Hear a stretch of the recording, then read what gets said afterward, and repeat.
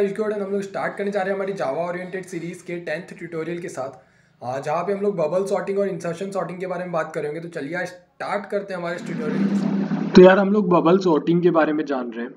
तो bubble sorting क्या होती है? बबल सॉर्टिंग के अंदर हम लोग एडजस्टेंट वैल्यूज को चेक कर रहे होते हैं और उनको स्वैप कर रहे होते हैं। इसका मतलब क्या है कि आपने 5 को, जैसे अगर हम फर्स्ट वाले बॉक्स को कंसीडर करें, तो आपने 5 को 1 के साथ कंपेयर किया और उससे पूछा कि क्या मेरा 5 जो है वो 1 से बड़ा है। अगर बड़ा है तो हम उसे स्वैप कर देंगे, और अगर नहीं है तो जो एज इट इज है वैसा ही रहेगा और हमारा जे जो है वो जंप करके 1 पे चला जाएगा। देन वो 1 और 4 के लिए चेक करेगा। तो सिमिलरली हर बार हम 2 लूप लगा रहे होंगे। एक लूप लगा रहे होंगे नंबर ऑफ टाइम्स जितने हमारे पास एन की साइज है, और दूसरा हम लगा रहे होंगे कि हर बार हम एक एक वैल्यू को चेक करके उन एक एक वैल्यूज को स्वैप करते जाएंगे, राइट। तो आप एज्यूम कर सकते हैं कि अगर हमारी सारी वैल्यूज रिवर्स ऑर्डर में, जैसे 5 4 3 2 1 लिखा हुआ है, तो उसके लिए हमें 25 टाइम्स लूप को रन करना पड़ेगा, तब जाके वो लूप हमें सही सॉर्टेड ऑर्डर देगा, राइट। तो जैसा कि आप स्क्रीन पे देख सकते हैं 5 1 4 2 8 हमारे पास एक एरे है, और इस एरे की वैल्यूज मैंने फर्स्ट वाले बॉक्स में फिल कर रखी है। मैंने चेक किया 5 और 1 के लिए और उन्हें स्वैप कर दिया क्योंकि वो दोनों छोटे हैं। देन आप जस्ट उसके पास वाला बॉक्स देख सकते हैं 1 5 4 2 8 हो चुका है उसके अंदर।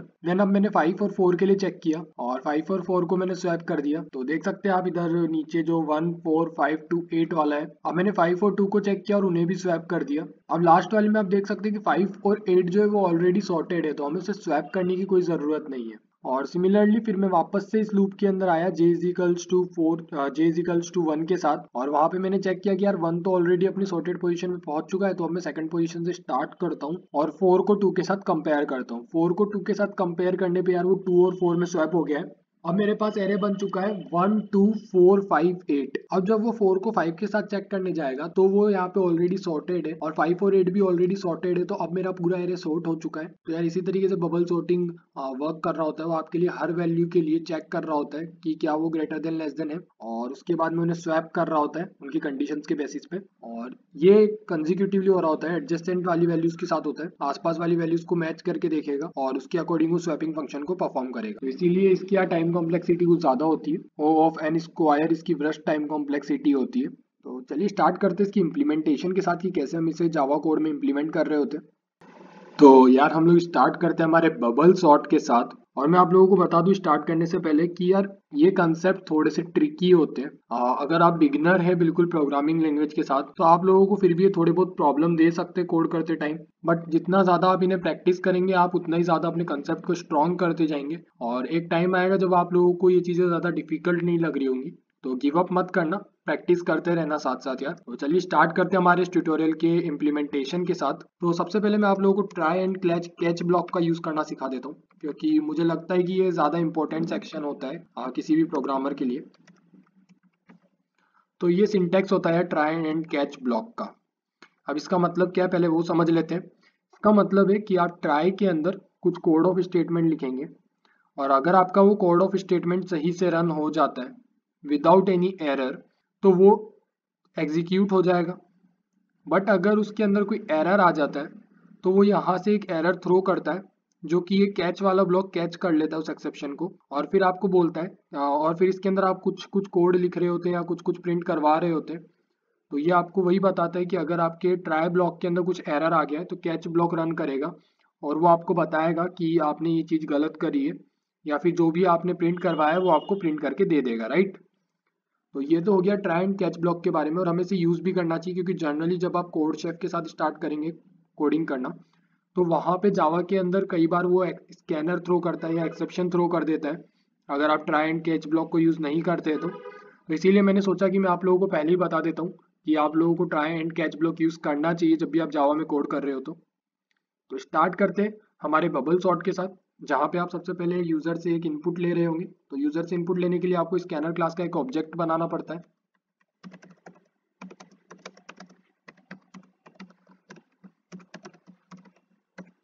तो यहाँ पे मैंने एक इनपुट ले लिया है, और यहाँ पे इनपुट लेने के बाद मैं बोलूँगा कि अब मुझे एक एरे डिफाइन करना है, और एरे डिफाइन करना मैंने आपको पिछले लेक्चर में बता ही दिया था, और यहाँ पे आपको साइज लिखनी होती है। अब हम लोग स्टार्ट करते हैं यार एक फॉर लूप के साथ, जहाँ पे आप एरे को एज ए इनपुट ले रहे होंगे यूज़र से। तो जब भी आपको एरे लेना होता है यूज़र से, तो आपको मैंने बताया था पिछले लेक्चर में कि आप एक फॉर लूप का यूज़ कर रहे होते हैं उसके लिए, और फिर लिख रहे होते हैं ARR of i. Is equals to S C dot next integer. तो देख रहे हैं आप यहाँ पे आप इनपुट ले चुके हैं एज अ एरे। अब मैं आप लोगों को ये बताने वाला हूँ कि आप बबल सॉर्ट का कंसेप्ट कैसे यूज करते हैं। यहाँ से बबल सॉर्ट का कंसेप्ट स्टार्ट होता है। आप सबसे पहले एक फॉर लूप लगाते हैं और वो for loop i is equals to 0 से लेकर i is less than n-1 तक के लिए रन करता है।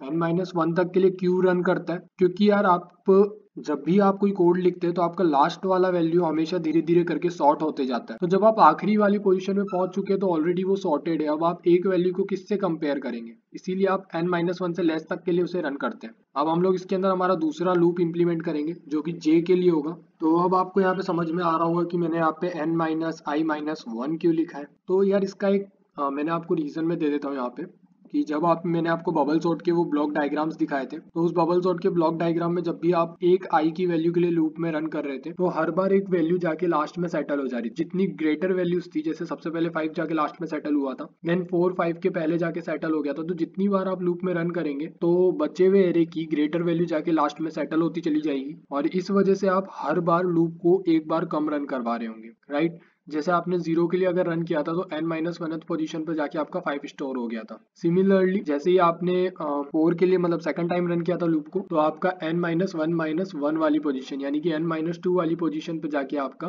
4 सेटल हो गया था। क्योंकि बबल सॉर्ट के अंदर आप हर बार किसी एक ग्रेटर वैल्यू को सॉर्ट करके लास्ट तक ले जा रहे हैं, इसीलिए अब आपको लास्ट तक जाके चेक करने की जरूरत नहीं है, क्योंकि आपकी लास्ट वाली वैल्यूज ऑलरेडी सॉर्टेड ऑर्डर में अब अरेंज होती जा रही है, राइट। तो अब मैं इसको आपको बता देता हूँ बबल सॉर्ट का कंसेप्ट क्या होता है। तो बबल सॉर्ट का कंसेप्ट बहुत इजी होता है कि इफ आप चेक करेंगे कि अगर मेरी ARR ऑफ J जो है, जो प्रेजेंट इंडेक्स पे वैल्यू है, अगर वो ग्रेटर आ जाती है ARR ऑफ J प्लस 1 से, यानी कि वो सॉर्टेड ऑर्डर में नहीं है अभी।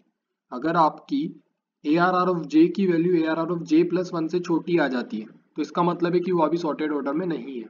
तो अब आप उसे सॉर्ट करना चाहेंगे तो उसके लिए आप बनाएंगे integer temp is equals to ARR of J। तो इस लाइन का मतलब क्या है कि आपने टेम्प के अंदर ARR ऑफ J की वैल्यू को स्टोर कर लिया है, राइट। अब आप बोलेंगे ARR of J is equals to ARR of J plus 1। तो इसका मतलब क्या हो गया कि अब जब आप ARR ऑफ J को टेम्परेरी में स्टोर करवा चुके हैं तो अब आप ARR ऑफ J की वैल्यू को चेंज कर सकते हैं। तो अब आपने ARR ऑफ J की वैल्यू को चेंज कर दिया ARR ऑफ J प्लस 1 की वैल्यू से, राइट। तो अब आप लोगों को चेंज करना है कि यार अब मेरे को तो ARR ऑफ J प्लस 1 की जगह ARR ऑफ J की वैल्यू चाहिए थी, अब मैं वो कैसे लाऊंगा। तो यार वो टेम्प से आएगी, क्योंकि टेम्प के अंदर आपने उसकी ओल्ड वैल्यू को स्टोर करवा रखा था। तो टेम्प अब आपको वो वैल्यू लाके दे रहा होगा ARR ऑफ J प्लस 1 के लिए। तो ये कंसेप्ट होता है स्वैपिंग का। तो इस तरीके से आप स्वैपिंग कर रहे होते हैं। तो यहाँ पे हम लोग वैल्यूज को स्वैप कर चुके हैं और अगर ये वैल्यू बड़ी नहीं आती है, ARR ऑफ J बड़ा नहीं है अगर ARR ऑफ J प्लस 1 से, तो हमें कुछ भी नहीं करना है, क्योंकि फिर वो अच्छी कंडीशन है, वो लूप आगे एग्जीक्यूट होते रहना चाहिए। तो यहाँ पे हम लोगों का फॉर लूप एंड हो रहा है। तो इसके बाद हम लोग बस प्रिंट करवा रहे होंगे कि क्या हमारा एरे सॉर्ट हो चुका है। ये चेक करने के लिए हम इसे प्रिंट करवा लेते हैं i इक्वल्स टू 0 से i should be less than n i plus plus के लिए। और यार यहाँ पे जिसे ये समझ में नहीं आ रहा हो कि ये ARR क्या है, ये कौन सा सिंटैक्स लिखा है, ये वैल्यू किस तरीके से इनपुट कराई गई है, या फिर इसके अंदर ये फंक्शंस कैसे परफॉर्म हो रहे हैं, तो वो जाके पिछला वाला ट्यूटोरियल जरूर देख लेना, क्योंकि पिछले वाले ट्यूटोरियल में मैंने एरेज के बारे में बताया था आप लोगों को। तो इसे और मेरे इस कंपाइलर के अंदर यार यहाँ पे मुझे इनपुट देना पड़ता है, तो मैं इनपुट दे देता हूँ 5 के लिए। तो मैंने एक इनपुट दे दिया है कि मेरा n की वैल्यू 5 रहनी चाहिए और जो मेरा इनपुट एरे है वो है 5 4 3 2 1। तो मैं इसे एग्जीक्यूट करवा लेता हूँ। यार यहाँ पे एक एरर दिखा रहा है सिस्टम। ओके, सिस्टम के बाद हमें डॉट लगाना था, शायद वो रह गया है। तो यहाँ पे हम लगा देते system dot out dot print ln और इससे फिर से एग्जीक्यूट कर लेते हैं।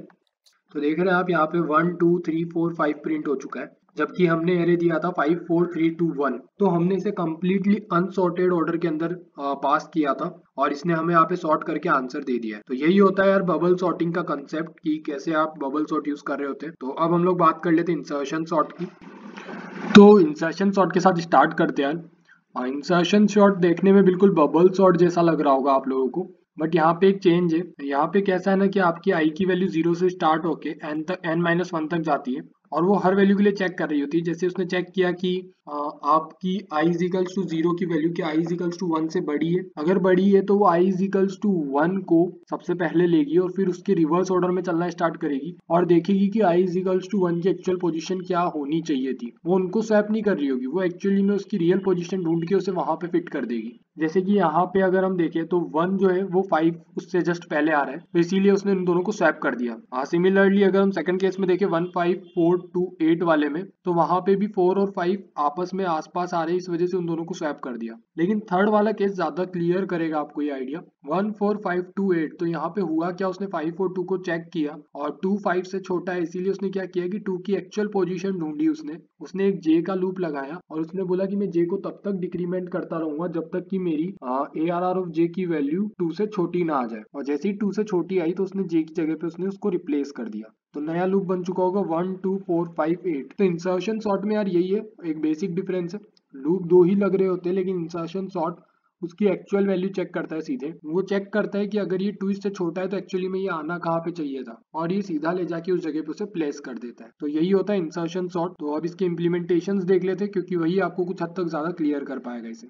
तो अब हम लोग स्टार्ट करते हैं यार इंसर्शन सॉर्ट के साथ। तो इंसर्शन सॉर्ट में भी यार ये वाला सेक्शन जो है वो सेम रहेगा जहां तक हम एरे ले रहे हैं, और ये वाला सेक्शन भी सेम रहेगा क्योंकि यहाँ पे हम सिर्फ एरे को प्रिंट करवा रहे हैं। जो सेक्शन हमें चेंज करना है वो ये वाला है जहाँ पे हम बबल सॉर्टिंग का कंसेप्ट अप्लाई कर रहे थे। तो हम इसे इरेज करते हैं और इसके साथ में सिलेक्शन सॉर्ट के साथ स्टार्ट करते हैं। सिलेक्शन सॉर्ट में आपको एक फॉर लूप बनाना पड़ता है integer i is equals to 1 से लेकर i should be less than n तक के लिए। और यहाँ पे मैं आपको थोड़ा थोड़ा कंसेप्ट क्लियर करने की कोशिश करूंगा, बट इसके बाद आप लोगों के लिए एक एनिमेटेड वीडियो आने वाली है जहाँ पे आप लोगों को काफी हद तक क्लियर हो जाएगा कि कैसे आप इंसर्शन सॉर्ट करवा रहे होते हैं।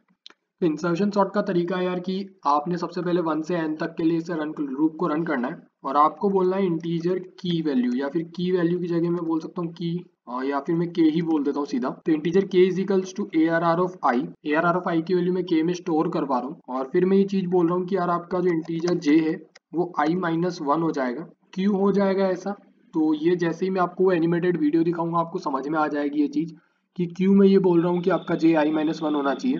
और अब हम लोग स्टार्ट करते हैं यार वाइल लूप के साथ। तो इसके अंदर एक आपको वाइल लूप लगाना होता है, और वो वाइल लूप तब तक के लिए रन करेगा जब तक आपका j is greater than equals to 0 है। एंड आपका ARR ऑफ j जो है, जो आपकी ARR ऑफ j की वैल्यू है वो k से बड़ी है तब तक के लिए आप इसे रन करवा रहे होंगे। तो आपका ARR ऑफ j k से बड़ा है तब तक आप इसे रन करवाएंगे, और आप क्या बोल रहे होंगे कि हर बार आप ARR ऑफ j प्लस 1 जो है उसे ARR ऑफ j से रिप्लेस करवा रहे होंगे, और फिर आप j को माइनस माइनस कर दे रहे होंगे। j माइनस माइनस का मतलब क्या होता है, j is equals to j minus 1, right. तो हर बार आप ये कर रहे होंगे, और जैसे ही आपका वाइल लूप खत्म हो जाएगा तो इसका मतलब आपकी वो पोजीशन आ चुकी है जहाँ पे आपको उस वैल्यू को स्टोर करवाना है, तो आप बोल देंगे ARR of j is equals to k इसके बाद में। तो यही यार हर बार आपके लूप में हो रहा होगा, आप इसे रन करते जा रहे होंगे और इसे सॉर्ट करते जा रहे होंगे। तो हम इसे ट्राई करके देख लेते हैं। स्टैंडर्ड इनपुट मैंने दे रखा है, तो मैं इसके लिए एग्जीक्यूट कर लेता हूँ।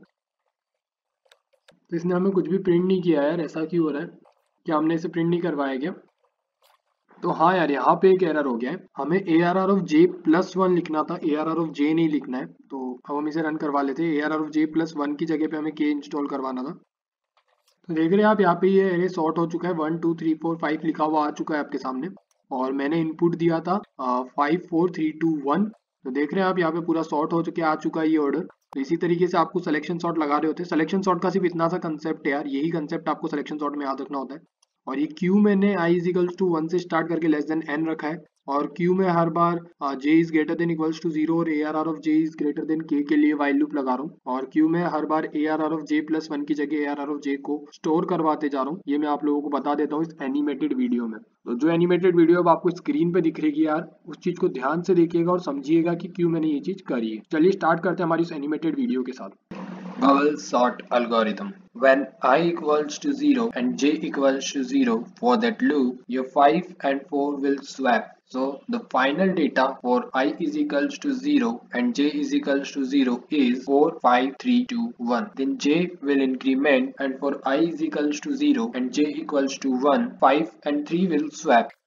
Final data for I is equals to 0 and j is equals to 1 is 4 3 5 2 1. When I equals to 0 and j is equals to 2, your 5 and 2 will swap, and the final data for I is equals to 0 and j is equals to 2 is 4 3 2 5 1. When I is equals to 0 and j is equals to 3, 5 and 1 will swap, and the final data for I is equals to 0 and j is equals to 3 is 4 3 2 1 5. तो आप देख पा रहे हैं कि आपने लिखा था j is less than n minus i minus one. तो अगर हम i की जगह 0 पुट करें तो j is less than n minus 0 minus one, n is 5, so 5 minus 0 minus 1 is 4। तो j 4 से कम बार रन होना चाहिए। तो अभी हमारा j 3 है। इसके बाद जैसे इंक्रीमेंट होगा j की वैल्यू हो जाएगी 4, और जैसे आप j की वैल्यू 4 करेंगे आप देख सकते हैं कि j आपका 1 की पोजीशन पे पहुंच जाएगा। तो j4 ये है, सॉरी j4 ये हो जाएगा 5 वाली पोजीशन आपकी। और अगर j4 ये हो गया तो आपका j+1 array out of bound वाला एक्सेप्शन थ्रो कर देगा, क्योंकि आप j को j+1 से कंपेयर कर रहे हैं। और इसी वजह से हम लोगों ने यहाँ पे कंडीशन लगाई है j is less than n minus i minus one. हम लोग n माइनस वन भी लगा सकते थे, मगर हमें पता है कि अब ये लास्ट में जो 5 पहुंच गया है, ये 5 अपनी एग्जैक्ट जगह पे पहुंच चुका है। ये सबसे बड़ी वैल्यू थी और ये सबसे एंड में होनी चाहिए थी और ये पहुंच गई है। तो इस वजह से अब हमें बार बार इस 5 के लिए चेक करने की जरूरत नहीं है। तो अब हम लोग यहाँ तक ही आएंगे, n को, j को हम लोग यहीं तक लेके आएंगे और फिर j+1 तक के साथ चेक कर रहे होंगे। हम लोग कंडीशन कुछ लगाएंगे ही नहीं 5 के लिए, क्योंकि 5 ऑलरेडी अपनी सॉर्टेड प्लेस पे आ चुका है। तो इसी वजह से हम लोगों ने j equals to n minus i minus one use किया था, ताकि हमें हर बार लास्ट वाली वैल्यूज जो सॉर्टेड हो चुकी है उन्हें चेक ना करना पड़े।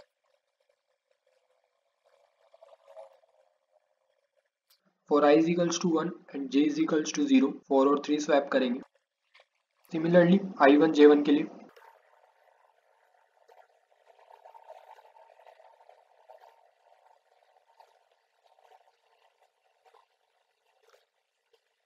Insertion sort algorithm. For I is equals to 1, j is equals to 0, 4 and 5 will swap each other. जब I 1 था और j 0 था तब हमारा डेटा 4, 5, 3, 2, 1 में कन्वर्ट हो चुका है। जैसे ही हमारा I 2 होगा हम उसके अंदर एक while लूप रन करेंगे j is equals to 1 से 0 के लिए, और उस केस में होगा क्या कि 3 तो सीधा उठ के फर्स्ट वाली पोजीशन पे चला जाएगा, और जब 3 फर्स्ट वाली पोजीशन पे जा रहा है तो ऑब्वियस सी बात है बाकी जितने भी बच गए उनको अपनी जगह को आगे घिसकाना पड़ेगा। तो इसीलिए 5 3 की जगह पे चला जाएगा, 4 5 की जगह पे चला जाएगा और 3 उठ के 4 की जगह पे आ जाएगा। तो अब हमारा डेटा हो चुका है 3 4 5 2 1। अब हमारा आई इंक्रीमेंट होकर 3 हो जाएगा और जे जो है वो 2 से 0 तक रन करेगा वाइल लूप की तरफ, और फिर वो चेक करेगा कि क्या 2 बड़ी वैल्यू है, और हाँ अगर वो ऐसा है तो जैसे ही जे जब तक मेरी 2 जो है 2 से मतलब जब तक बाकी वैल्यूज मेरी 2 से बड़ी आती जा रही है वो आगे शिफ्ट होती जाएगी और 2 एंडिंग में जाके ऐड हो जाएगा। तो 3 से छोटी वैल्यू और कोई है नहीं, तो 3 से पहले जाके 3 की पोजीशन पे वो रुक जाएगा और बाकी सब राइट में शिफ्ट कर जाएंगे। तो अब हमारा डेटा हो चुका है 2 3 4 5 1,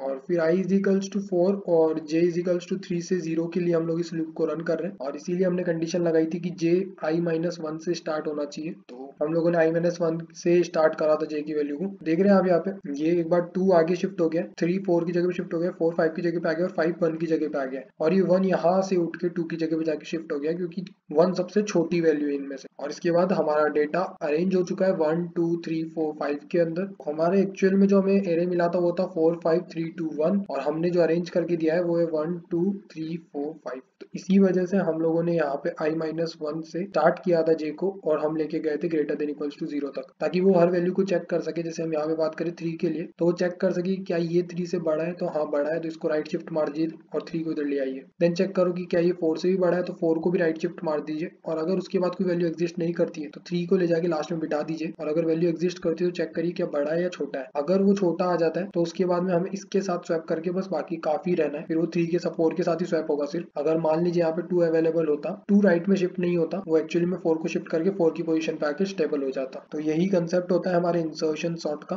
तो हमने इंसर्शन सॉर्ट की एल्गोरिदम भी देख ली है, तो आई होप अब आपको काफी हद तक ये चीज क्लियर हो जानी चाहिए।